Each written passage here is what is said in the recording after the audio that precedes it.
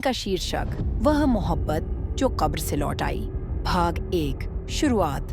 Romance plus हल्की बेचैनी। रात का समय था। हल्की हल्की बारिश हो रही थी, मानो आसमान भी किसी पुरानी याद को याद कर रहा हो। अयान खिड़की के पास खड़ा था।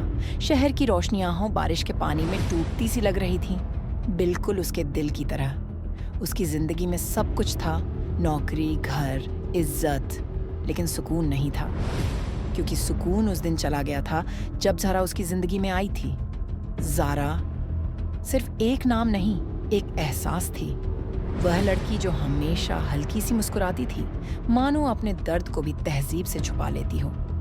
अयान और ज़ारा की मुलाकात एक पुरानी लाइब्रेरी में हुई थी। ज़ारा हर रोज शाम को वहां आती, पुरानी किताबों के बीच मानो अपनी जिंदगी के जवाब ढूंढ रही हो। जब अयान ने उसे पहली बार देखा तो उसे लगा जैसे समय थम गया हो। तुम इतनी पुरानी किताबें क्यों पढ़ती हो? एक दिन अयान ने हिम्मत करके पूछा। ज़ारा मुस्कुराई। क्योंकि पुरानी कहानियों में सच ज्यादा होता है, नए लोग अक्सर झूठ बोलते हैं। उस दिन अयान ने पहली बार महसूस किया कि यह लड़की अलग है। धीरे धीरे मुलाकातें बढ़ने लगीं। लाइब्रेरी, चाय की टपरी, बारिश, खामोशी, सब कुछ रोमांटिक लगने लगा। ज़ारा हमेशा एक बात कहती थी, अयान, अगर मैं एक दिन अचानक गायब हो जाऊं तो मुझे ढूंढने की कोशिश मत करना। अयान हंस देता। तुम कोई परी हो जो गायब हो जाओगी? ज़ारा बस मुस्कुरा देती। लेकिन उस मुस्कान के पीछे कुछ अधूरा था। पहला अजीब एहसास। एक रात अयान ने ज़ारा को फोन किया। फोन नहीं उठा। दूसरी रात भी नहीं। तीसरी रात फोन उठा, लेकिन आवाज ज़ारा की नहीं थी। वह आवाज भारी थी, मानो मिट्टी के नीचे से आ रही हो। अयान, मुझे भूलना मत। फोन कट गया। अयान का दिल जोर से धड़क उठा। अगली सुबह वह सीधे ज़ारा के घर गया। पड़ोसियों ने जो कहा उसने अयान की रूह हिला दी। ज़ारा, वह लड़की तो 2 साल पहले मर चुकी है। अयान हंस पड़ा। यह मजाक अच्छा नहीं है। लेकिन जब उसने ज़ारा की तस्वीर देखी, जो दीवार पर फूलों के हार के साथ लगी थी, उसके पैरों के नीचे से जमीन खिसक गई।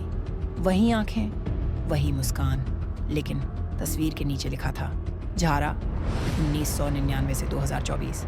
आत्मिक शांति के लिए प्रार्थना करें। उस रात अयान रोया नहीं। वह सुन्न हो गया। मोहब्बत जिंदा थी या कुछ और। उसी रात अयान के कमरे का बल्ब अपने आप जल उठा। हवा ठंडी हो गई और शीशे में ज़ारा खड़ी थी। वही मुस्कान, वही आंखें। मैंने कहा था ना, मुझे ढूंढने की कोशिश मत करना। अयान का गला सूख गया। तुम जिंदा हो? ज़ारा ने अपना हाथ आगे बढ़ाया। मोहब्बत कभी मरती नहीं अयान, चाहे जिस्म कब्र में ही क्यों ना हो। और जैसे ही अयान ने उसका हाथ पकड़ा, कमरा अंधेरे में डूब गया। आगे क्या होगा?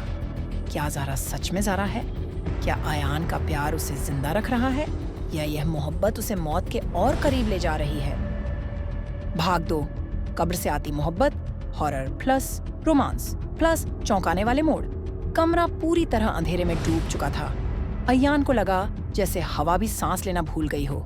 उसके हाथ में अब भी ज़ारा का हाथ था, ठंडा, बेहद ठंडा। तुम जिंदा नहीं हो? अयान की आवाज कांप रही थी। ज़ारा ने अपनी आंखें उठाईं। उन आंखों में वही प्यार था, लेकिन अब उनके पीछे एक गहरा अंधेरा भी था। जिंदा होना जरूरी है क्या प्यार करने के लिए? उसने धीरे से अपना हाथ छुड़ा लिया। जैसे ही उसका हाथ छूटा, कमरे की दीवारों पर नाखूनों के निशान उभर आए, मानो किसी ने अंदर से दीवारों को कुरेद दिया हो। अयान पीछे हट गया। तुम मुझे क्यों दिखाई दे रही हो? क्या मैं पागल हो रहा हूं? ज़ारा मुस्कुराई, लेकिन अब उस मुस्कान में पहले जैसी गर्माहट नहीं थी। क्योंकि तुमने मुझे भूलने की कोशिश नहीं की अयान।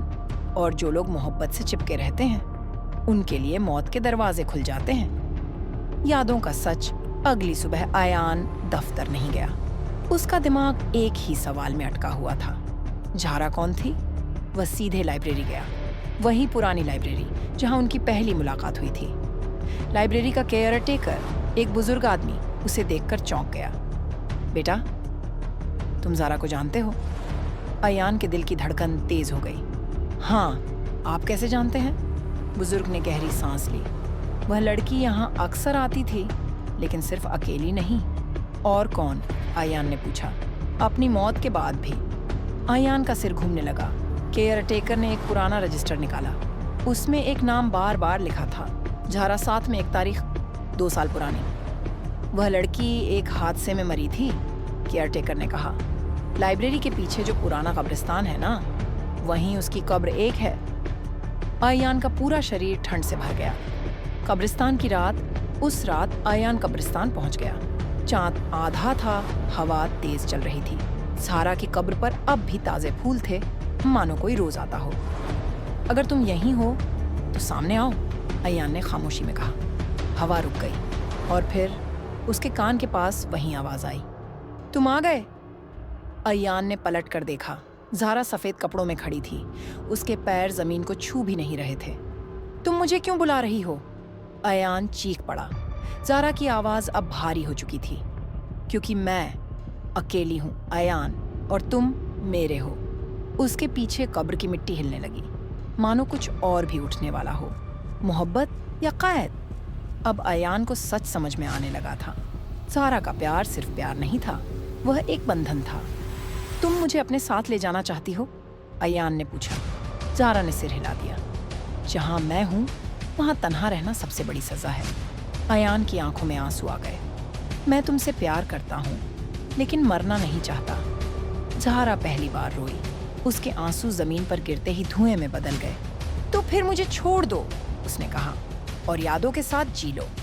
अचानक कब्रिस्तान में तेज चीखें गूंज उठीं और अंधेरे में से हाथ निकलने लगे। ज़ारा ने आयान को जोर से धक्का दिया।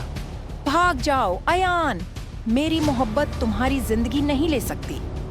आयान भागने लगा। पीछे से ज़ारा की आवाज आई। अगले जन्म में शायद हम दोनों जिंदा हों। सुबह का सच सुबह कब्रिस्तान के बाहर आयान बेहोश मिला। लोग कहते हैं उस रात एक रूह ने खुद को कैद से आजाद किया। लाइब्रेरी आज भी वहीं है। ज़ारा का नाम उस रजिस्टर से गायब हो चुका है, और आयान जिंदा है। लेकिन आज भी जब बारिश होती है, शीशे में एक झलक दिखाई दे जाती है मुस्कुराती हुई ज़ारा की। अंतिम टिप्पणी यह मोहब्बत थी या मौत का इंतजार?